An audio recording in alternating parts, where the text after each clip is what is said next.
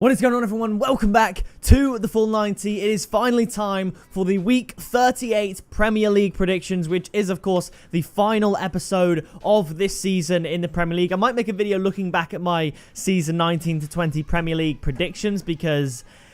oh dear. But what's exciting about this week is, of course, with the final game day of the season, every team plays at the exact same time, the exact same day, so all the action happens, obviously, at the same time, so it's super duper exciting. There's 10 games, obviously, to follow, and the best part about it is that it's all to play for at either end of the table. Obviously, not as far as the title is concerned, but top four and relegation, it's still all to play for. We could have Bournemouth, Aston Villa, or Watford all potentially getting relegated, and there's only 2 relegation spots left, so one of those 3 is going to stay up. Will it be Aston Villa after their victory against Arsenal?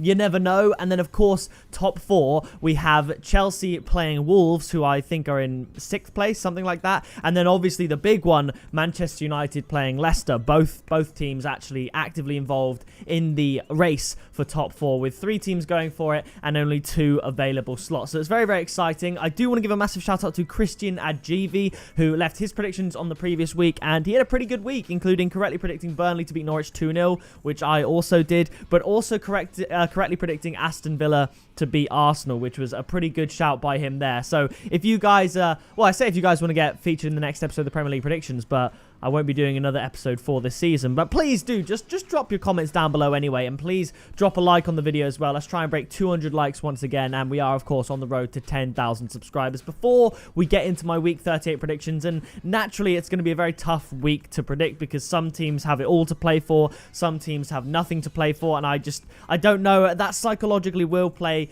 on the players' minds as much as they won't want it to. But let's have a little look back at Week 37 and my predictions there. It was a mixed week, and it wasn't too bad. I correctly predicted my first ever 4-0 scoreline of the season, which I was happy with. But kicking it off, we had Norwich versus Burnley. Yes, I did say already, but I did correctly predict Burnley to beat Norwich 2-0, which I was happy about. Bournemouth, Southampton. I predicted Bournemouth to get the win, and they couldn't do it. I thought, they really would want to. They had it all to play for, but Southampton walking away 2-0, comfortable winners in the end. So Bournemouth, it does look like curtains for them, because they've got to go and beat Everton at Goodison Park and then hope that both Villa and Watford lose their matches, which I think is going to be very, very difficult. But yeah, we'll move on. Tottenham, Leicester, I predicted a 2-2 draw, and then Tottenham went and got a 3-0 win. I didn't see the game. I saw the highlights, and Harry Kane scored some decent goals, but I don't know the story behind that game, but it was way more one-sided than I thought it would be. Brighton and Newcastle, I predicted a 1-1 draw, and it ended up in a 0-0 draw, so about as good as you can get. It's the sort of game you'd expect from those two teams. Sheffield United versus Everton, I predicted a 1-0 win to Sheffield United, and actually went the other way. Everton getting the 1-0 win in that fixture. Wolves, Crystal Palace, I predicted a 1-0 home win to Wolves. I was very, very close, but it was in fact a 2-0 home win to Wolves. Then, of course, Watford, Man City, as I mentioned earlier, my first correct 4-0 prediction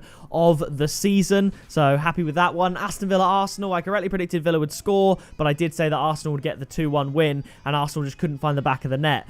They didn't look that great, to be honest. Obviously, Nketiah had that header that came off the inside of the post that Reina so gratefully clutched as it bounced back towards him. But speaking of Nketiah, I don't think he played that well. I don't think Arsenal played that well as a team, to be honest. After that, we had Manchester United up against West Ham. I predicted a 3-1 win to United. It ended up being a 1-1 draw, but given, I think, had United beat West Ham 2-1, they'd still be in the same position in regards to Leicester, because if they drew, they would be, if they won, they'd be fine.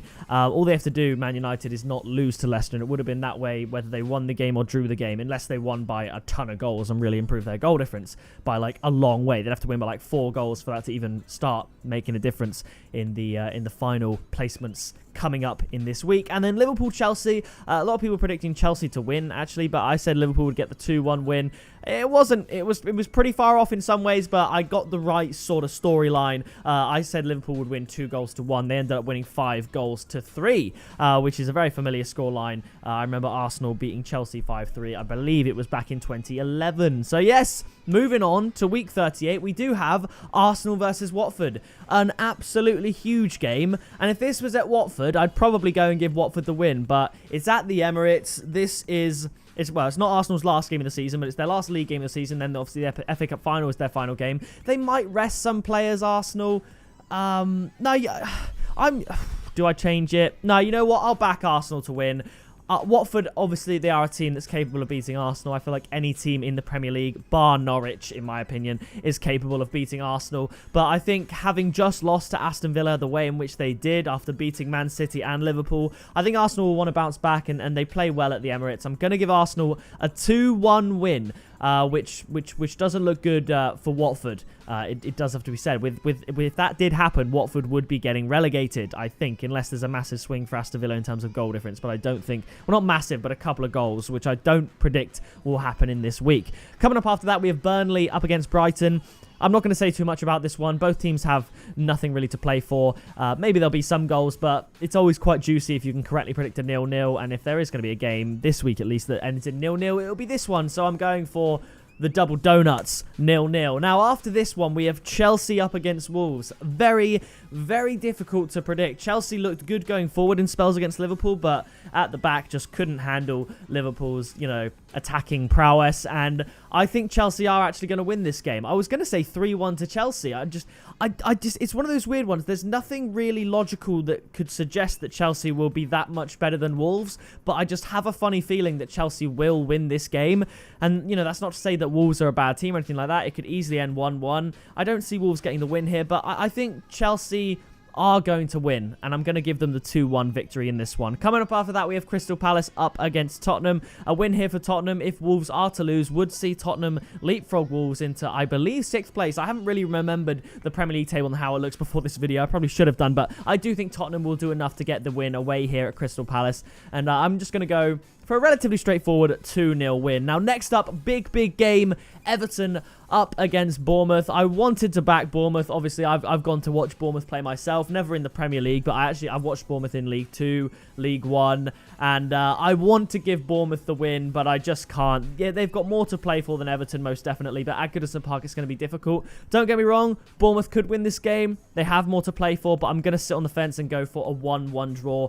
The next game, probably the biggest game of the week. It is Leicester up against Manchester United, and I was very, very tempted to go for a Leicester win here. Leicester have a pretty good home record, not so much against Man United. Their record against Man United certainly recently isn't the best, but Leicester have been scoring at least a couple of goals in all of their home games recently, and I was going to tip Leicester to win this one 2-1, but I think it's going to be a very similar game to the West Ham Man United game. No team's going to want to take too many risks. I think both teams are going to score. I really just want to preface that. I just want to put this out there. I really want to say that Leicester will win. I want to pick the underdog and say Leicester will win and get into the top 4. But I'm not going to. Oh, it's so lame. But I'm going to sit on the fence and go for a cagey 1-1 draw, just like the Manchester United-West Ham game. Now, the next one is Man City up against Norwich. Norwich down and out. Man City, I think they're just going to be looking to get goals. De Bruyne will want to get or equal the assist record. Thierry Henry setting it with 20 in one season. And I believe De Bruyne's on 19 with 1 game to go. I think Manchester City are going to score a load of goals. So I'm going to predict a scoreline that I've never predicted before in my life. I was going to go for the Brazil, but I just don't see Norwich scoring. So I've gone for that -1, 7-0 to Manchester City. That would be pretty outrageous to get that one right. Coming up after that, we have Newcastle up against Liverpool. Again, I don't know if there's going to be much to be said about this game. Maybe I'm being a bit too conservative on the goals, given that Liverpool have actually started to score quite a few more lately. Well, namely against Chelsea. That's pretty much it. But I'm going to go for a 2-0 away win to Liverpool in this one. Newcastle, it hasn't been an amazing season, but it's been like a typical Newcastle sort of season. Some high moments, quite a few low moments, and nothing really that insane to focus on. Liverpool, they'll want to try and hit that. I don't know if it's Liverpool's personal best if they get to 99, but they got 97 recently. I don't know what totals they've got in the way in the past, but certainly for the Premier League sort of era, they'll want to try and get the 99 points. So I'm going for the 2-0 win there. Southampton up against Sheffield United. The Saints have been looking in pretty good form lately. Sheffield United dropping off a little bit, but still it has to be said what an amazing season they've had. I think this is going to be a low-ish scoring game. I'm going to go for another score draw, 1-1 between the two teams. And the final fixture, West Ham up against Aston Villa. I think if this was in January or something, I'd give the win to West Ham. Maybe a 3-1 home win, like West Ham did to Watford, in fact. West Ham have been looking very, very good. Obviously, they beat Chelsea a few weeks back.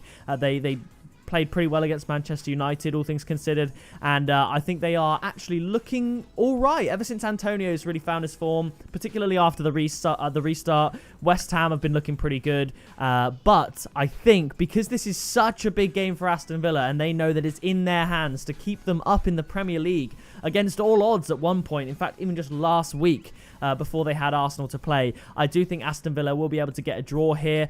I mean, and that would be enough to secure their survival, assuming Watford lose to Arsenal. But you never know. Arsenal could do an Arsenal, lose to Watford, and then Villa, if they do draw like I'm predicting them to here, they would get relegated anyway. So it's going to be a very exciting weekend. I don't know how to separate these two teams. West Ham have been playing well. Villa have got more to play for. I'm going to go for a 2-2 draw. An Aston Villa away win is quite hard to predict. They can do it, but equally I think West Ham on a random day, like 1 out of 10 games, could beat Villa 3-0 at home, so at the London Stadium. So you just never know. So I'm going to go for a high-scoring 2-2 game, but I'm just super excited. So please, how about instead of maybe, you can leave your fixture predictions and score predictions in the comments if you want, but namely, who do you think is getting relegated? Who do you think is getting top 4? And all that jazz. So that is going to do it for this video. If you did enjoy it, be sure to leave a like on it, subscribe so you don't miss a future video. We've got FA Cup final prediction coming up soon, and then we're back with the Europa League and Champions League throughout the month of August, and then Premier League returning once again in September for a brand new season, welcoming Leeds, West Brom, and whoever wins the Championship playoffs, which is going to be very, very exciting. So yes, I have been the Full 90 as always, and I will see you in the next video very soon.